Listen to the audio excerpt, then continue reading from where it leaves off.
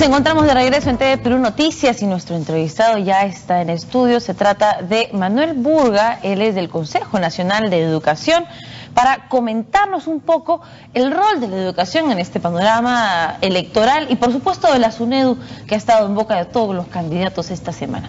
¿Cómo está? Muy buenos días. Buenos días, Alejandra. Bueno, primero para aclarar algunas de las posturas de los candidatos, ¿cuál es la postura de cada uno de ellos a favor o en contra con respecto a la SUNEDU?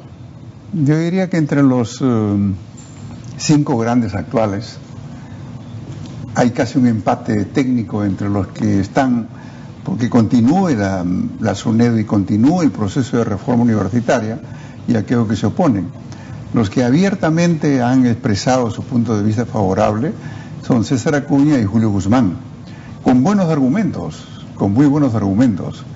Y los que han dudado y piden alguna reforma de la ley universitaria es el candidato Pedro Pablo Kuczynski, que pediría una suerte de mirada al capítulo 2 que define la SUNEDU.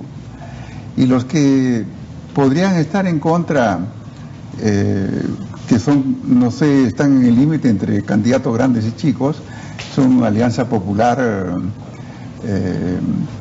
fundamentalmente, ¿no? Fundamentalmente Alianza Popular, que es el que se ha mostrado con mayor vigor una oposición a la SUNEDU y a la regulación de la educación superior universitaria. Claro. En algunos casos, por ejemplo, podría ser considerada controversial esta oposición y en otros era de esperarse. Por ejemplo, el APRA, liderado por Alan García y Keiko Fujimori de Fuerza Popular, en sus votaciones sobre la reforma universitaria ya expresaron una negativa. No estaban de acuerdo con muchos aspectos de la reforma y es consistente, digamos, la postura. Es muy cierto que de los 47 congresistas que presentaron esa acción de amparo para detener la ley 3220, gran parte eran del partido de Keiko Fujimori y del partido aprista. Claro. Y otros que se sumaron, que eran propietarios, dueños de universidades, que también se sienten incómodos ante un proceso de regulación. Y uno de esos dueños y propietarios era César Acuña, que los representantes de su agrupación votaron en contra de la ley universitaria. Él ahora se pronuncia a favor. Ciertamente, ¿A qué cree que se debe ese cambio? Bueno, por una razón muy política, muy técnica y muy razonable. El segundo acontecimiento importante del 2015 en lo que se refiere a implementación de reformas públicas es la ley universitaria. La encuesta del comercio publicado los primeros días de este año muestra eso. Entonces un político que no atiende a la opinión pública, y la opinión pública no puede equivocarse tanto, porque cuando decimos opinión pública podemos decir un 80 o 70% de padres de familia y un 30% de estudiantes. Es decir, la reforma está orientada a mejorar las universidades. Y eso es lo que se busca. Claro. ¿Por qué se oponen algunos? Es la pregunta. Claro, y según las encuestas, los padres de familia, los profesores y los estudiantes están en una mayoría avasalladora, por sobre el 90% a favor de la reforma universitaria y de la ley universitaria, ¿no? Por supuesto, y hay algo que indicar. La SUNEDU, tal como ella misma se define a través de la superintendenta, no tiene un rol de intervencionista, más bien deja a las universidades que ellas mismas implementen la ley universitaria. Y hay que reconocer que el rol de implementación de la ley universitaria en las universidades lo han jugado fundamentalmente los docentes y los estudiantes, sea un grupo minoritario en contra y un grupo mayoritario a favor. Claro. En el caso de San Marcos, por ejemplo, el grupo de estudiantes organizados jugó un papel decisivo.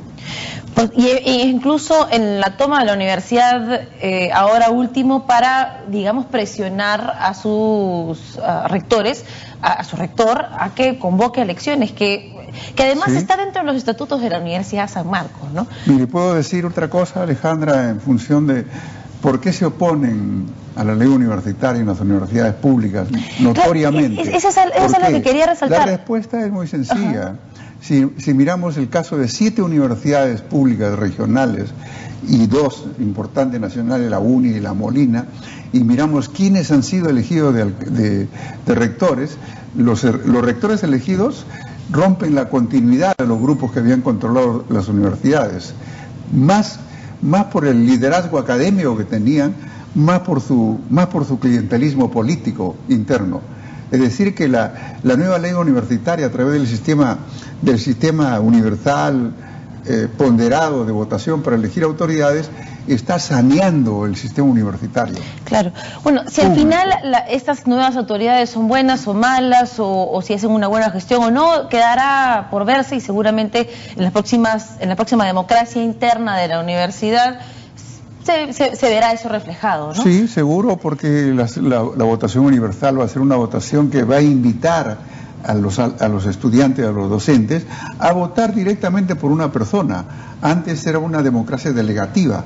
Uno delegaba el voto para que otro vote por uno, y ese sistema fracasó. Hubo mucha corrupción. Ahora el sistema de democracia directa es probablemente una expectativa para mejorar la universidad pública. Y para promover que los estudiantes se enganchen activamente con la mejora de su universidad, y reclamando y buscando mejoras. Una de las preocupaciones que parece, digamos, hasta cierto punto aceptable es la de Pedro Kuczynski, que dice que siempre hay un peligro de que una superintendencia reguladora, digamos, pueda ir más allá o intente imponer reglas o intente imponer normas de juego, ¿no? Y esa es la preocupación. No se muestra en contra de la ley universitaria, pero sí. Y es una preocupación eso, ¿no? auténtica y real.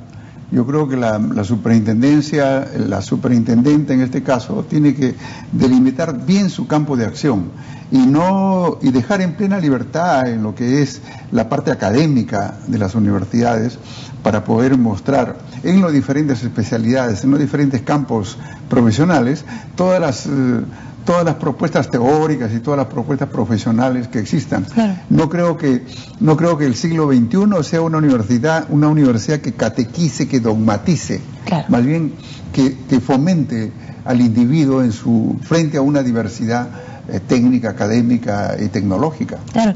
Pero además es curioso que existe esta preocupación cuando los primeros en adoptar la ley universitaria, antes siquiera de que lo mandara la ley o antes del plazo que mandaba la ley, fueron las universidades privadas. Son por lo menos 50 universidades privadas que han adoptado sus estatutos, estos cambios en sus decanos, han hecho convocado elecciones antes que las universidades públicas. Y eso es lo extraño de la situación. Sí. Si es que si alguien tendría que tener miedo a que el Estado intervenga, debería ser lo público, no lo estatal, ¿no? Lo privado y no lo estatal. Perdón, lo privado y no lo estatal. Yo estoy de acuerdo en esa observación, Alejandra, porque he sido vicerrector de una universidad privada que cumplió con elaborar su estatuto, y he sido rector de una universidad pública, que es San Marcos, donde hay una gran resistencia. En el caso de las privadas, lo que ellos están buscando es aprovechar todo lo que le permite la ley, ya que no les toca la parte organizativa, empresarial, y fomentar la calidad.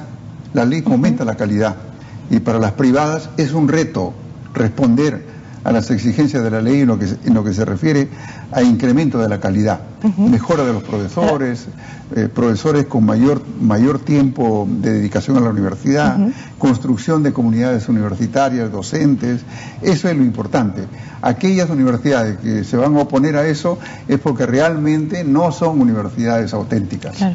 Quería resaltar unas declaraciones que dio Lorena Macías, que es la cabeza de la Superintendencia Nacional de Educación, que asegura que dentro de sus primeros logros al implementar la ley es que han logrado acelerar la entrega de grados y títulos, por ejemplo, de procesos y trámites que necesitan hacer los alumnos, y que quieren jugar un rol importante en esta campaña electoral, fiscalizando que los rectores o las universidades no financien campañas políticas, que es un rol interesante que creo que muchos no saben que tiene la SUNEDU en este caso.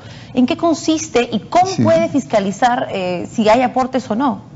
El primero se refiere al registro, y registran los grados, y a partir de los grados registrados, los profesionales graduados o titulados pueden exhibirlos en el Perú y en el extranjero. Lo segundo es la parte más complicada. Realmente, cuánto las universidades tienen una misión por la ley universitaria y por la Constitución, y la misión es una misión educativa y de formar profesionales para el país. Incluso ellos tienen exoneraciones tributarias, y tienen exoneraciones tributarias para que los superávits que tengan durante un año puedan ser reinvertidos en infraestructura educativa y en equipamiento, y en actividades que beneficien la formación de los estudiantes, pero de ninguna manera en actividades políticas. Sería usar los ingresos de las universidades y los pagos de aranceles de los estudiantes en función de otras finalidades, y eso tendrá que ser penalizado o tendrá que ser delimitado claramente. ¿Cómo controlarlo? Es la preocupación actual de la SUNEDU. Claro. Porque hay declaraciones auténticas, digamos, que son exhibidas por las universidades, y las universidades no pueden ocultar, porque se expondrían a acciones de control de la Contraloría General de la República. Y a sanciones mayores, incluso me imagino a nivel penal o judicial, porque... Más que eso, algo que es muy fundamental: el funcionamiento de la universidad está en riesgo. Si incumple eso, claro. Sí, porque no es solamente poner el dinero para ciertos candidatos políticos, es malversar los fondos de la universidad, lejos de la misión para la cual ha sido creada. ¿Y eso podría costarle, digamos, su grado de universidad? ¿Podría quitarle...? Podría perder el licenciamiento, podría perder la autorización. Claro. Y en algunas universidades que tienen muchos estudiantes, podría ser una catástrofe. Por supuesto. Bueno, algo para estar pendientes definitivamente. Muchísimas gracias por habernos acompañado. Permítame, Alejandra, decirle, para tranquilidad del sector de universidades públicas, que ayer el Tribunal Constitucional declaró constitucional la guía de la SUNEDU. Muchas universidades tenían ciertas dudas sobre la guía, pues la opinión del Tribunal Constitucional es definitiva. Hasta ahora entonces ya son por lo menos 2 fallos del Tribunal Constitucional que no solamente han declarado que la ley universitaria es constitucional, sino que no hay cabida para estas acciones de amparo que han presentado muchos de los rectores. Lo bueno sería que las asambleas estatutarias ahora puedan cumplir una cosa importante de no dejar que los actos de corrupción o los actos de malversación de fondos no se investiguen en las universidades. Claro. Creo que es el momento de iniciar también una limpieza general del sector público universitario. Por supuesto, hay que limpiar la casa para asegurar el futuro, ¿no? Esa es la idea. Muchísimas gracias por habernos acompañado. Gracias, Alejandra.